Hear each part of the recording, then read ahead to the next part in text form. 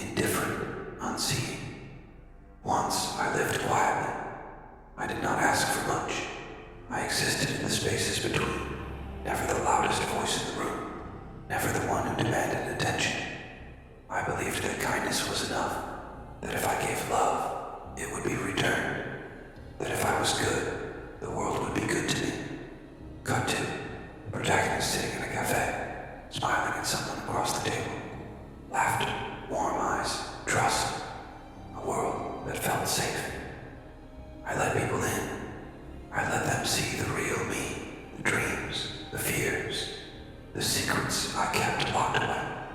I gave them every part of myself, believing they would cherish it. Flash of imagery, a hand reaching out, fingers brushing together, a whispered promise, then static, distortion, the sound of something breaking. But I was naive.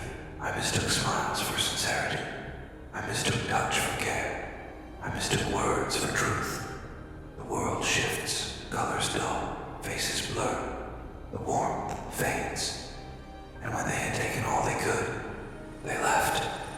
Close up, the protagonist sitting alone now, staring at an empty chair, a half-drunk cup of coffee across from them, untouched. Cut to a childhood memory running through a sunlit field, laughter ringing, innocence untainted by the weight of the world. Once I believed in happy endings, that good always won, that love conquered all. I carried that belief like a flame, shielding it against the winds of reality. The memory distorts, darkens. The field turns to barren ground, laughter fading to echoes. But I was wrong. Back to the present, rain falling. The protagonist walks with her head down, drenched, unseen by the passing crowd. The world does not reward softness. It devours it. It chews up the trusting, the loving, the ones who give without asking for anything in return. A slow stop, a deep breath. Eyes lift, burning now. Something shifting beneath the surface.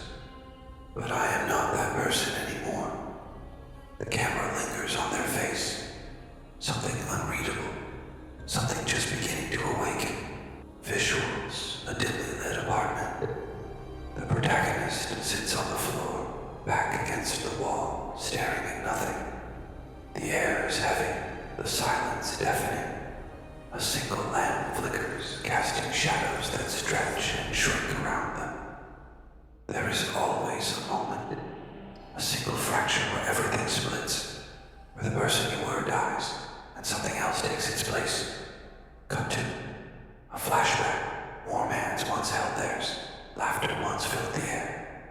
Trust was given freely, without hesitation. Then, a shift, a glance exchanged behind their back, a whispered name that was not theirs, a silence that grew between every word. I felt it before I saw it, the distance, the weight of the unspoken, the way their eyes stopped looking at me the same way. The memory distorts, sharpens. Voices rise, cutting through the air like knives. I asked them if something was wrong. I asked them if I had done something. I begged for the truth. A pause. The silence stretches unbearably long. And then, laughter. Cold. Detached. Dismissive. You're overreacting. You're imagining things. You always do this. The protagonist grips their own arms, as if trying to hold themselves together. And so I believed them. I swallowed my doubts. I blamed myself. Flash. A phone lighting up in the dark. A name they weren't supposed to see. A message that tore through them like fire. Until the truth stood in front of me, undeniable. A lie that had been living beside me, breathing in my space, wearing a familiar face. The scene shifts. A confrontation. Words sharper than daggers. A betrayal too deep to be forgiven. A door slamming shut, leaving the protagonist alone in the cold. It wasn't just the betrayal. It was the realization that I was never worth the truth.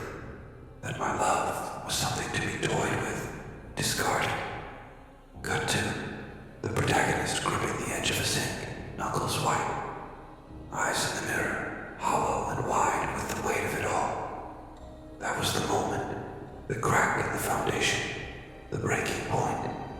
A single breath, a decision forming like a storm on the horizon. And once something breaks, it never quite fits back together the same way again. Visuals, a darkened room. The protagonist sits on the edge of their bed, shoulders slumped, hands clasped together. A single flickering candle casts long shadows on the wall. Outside, the city hums, indifferent to their pain. I have replayed it over and over in my mind. Every word, every silence, every moment I ignore the warnings, convinced that love meant enduring the pain. Cut to the protagonist walking alone through empty streets, headlights flashing past them, but they don't turn to look. They're lost in thought, trapped in the echo of the past. They told me I was too much, too emotional, too sensitive, that my anger, my sadness, my love itself was a burden. A distorted flashback, laughter that turns sharp, a voice laced with condescension. You'll never change. You always take things too personally.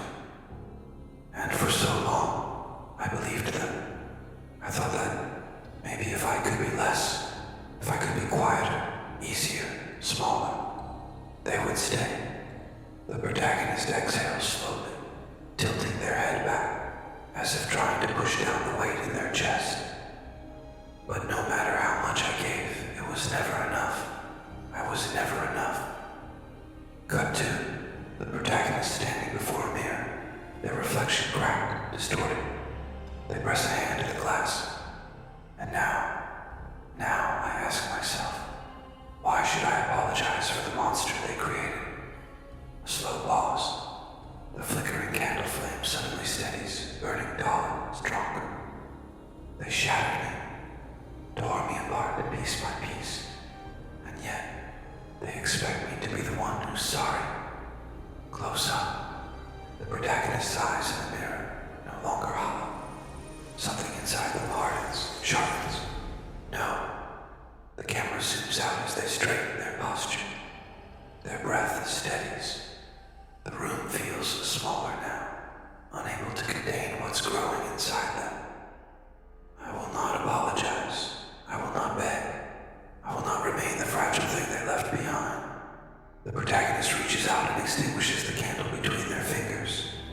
The screen plunges into darkness. They wanted a monster. Beat.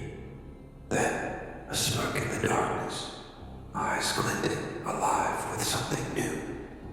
Then let them meet what they have made. Visuals. A rain-soaked alley. The protagonist stands still, hood up, hands clenched. Raindrops trickle down their face, but they do not shiver. They do not move. They are waiting, listening to the storm building inside them. There comes a moment when pain stops feeling like pain, when it stops cutting and starts sharpening, when it no longer weakens you, but fuels you. Cut to the protagonist's past self, sitting on the floor of their empty apartment, broken, defeated, eyes red from crying, a version of themselves that no longer exists. I was supposed to stay down. I was supposed to accept it. Accept that I was powerless. Accept that they won. A beat. A slow inhale. The present-day protagonist lifts their head, a flicker of something new in their expression. But they were wrong. Flashback, hands trembling, heart pounding. The moment of realization, when the tears stopped and the fire started. I have spent my whole life giving, loving, forgiving. And what did it leave me with? Nothing. An empty heart. A hollow name whispered behind my back. Cut to the protagonist stepping into a gym, wrapping their hands in tape, running until their lungs burn, learning, training, strengthening, becoming. But now I take. Now I carve my own name into the world, not as a whisper, but as a warning. Close up. Their fingers tighten into a fist, a drop of blood from split knuckles, a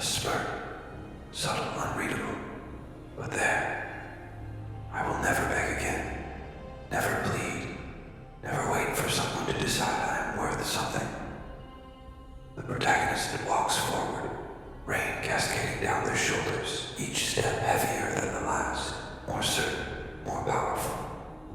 They took everything from me, and they thought that would be the end of the story. A slow look up, a fire in their eyes, a challenge to the world itself. They forgot that the most dangerous ones are the ones with nothing left to lose. Visuals, a dimly lit room. The protagonist stands in front of a punching bag, breathing steady, movements precise. Each strike lands harder than the last, sweat glistening on their skin. Shadows stretch across the walls, mirroring the battle within. Pain is no longer my enemy. It is my teacher, my weapon, my fuel.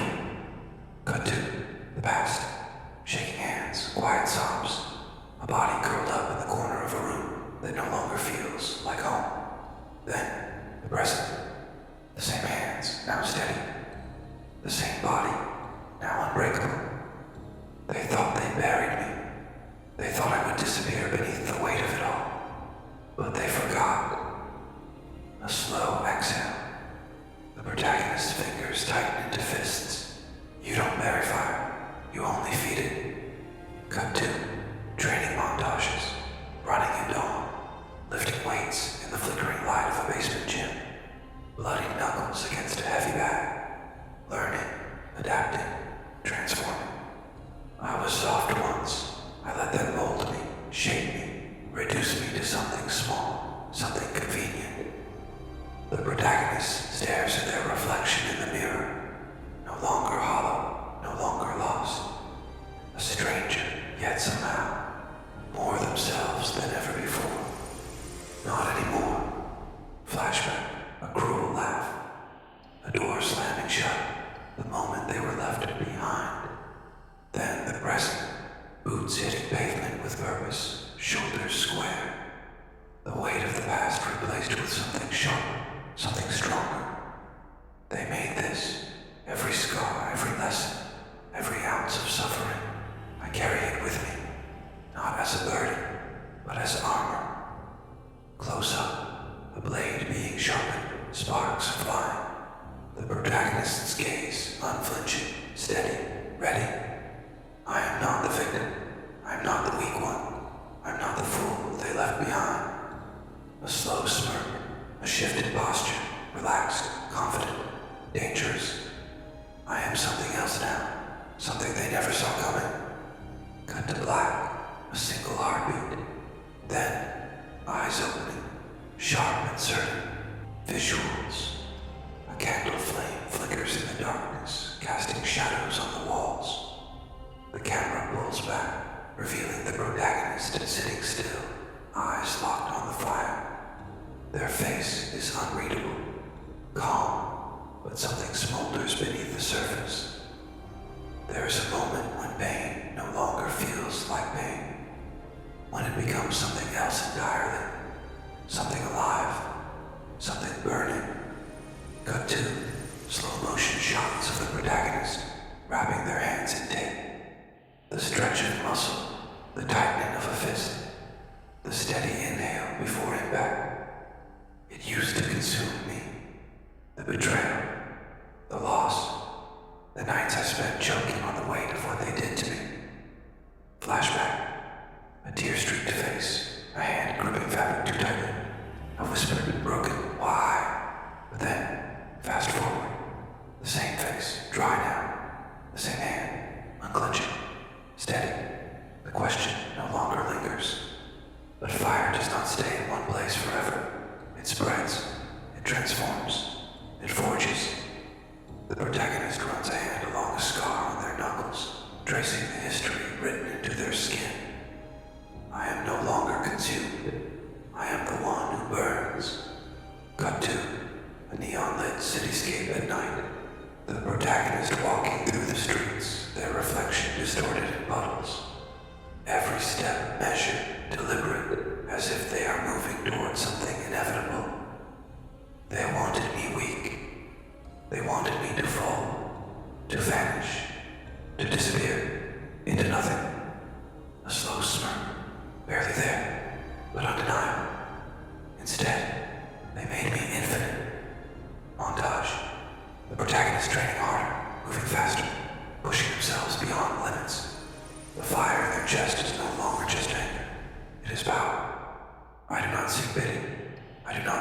apologies. I do not even seek revenge. Close up, eyes flicking upward, piercing, unwavering. I seek only what is mine. Cut to black, a heartbeat. Then, the sound of footsteps fading into the night. Visuals, a lavish rooftop party, neon lights reflecting off the glass skyline. Laughter echoes through the night, carefree, oblivious. The camera moves through the crowd, faces blurred, voices overlapping, drinks raised in toasts. At the center of it all, the antagonist, calm, confident, untouchable. They live without consequence, moving through the world as if they are untouchable, as if the past will never catch up to them.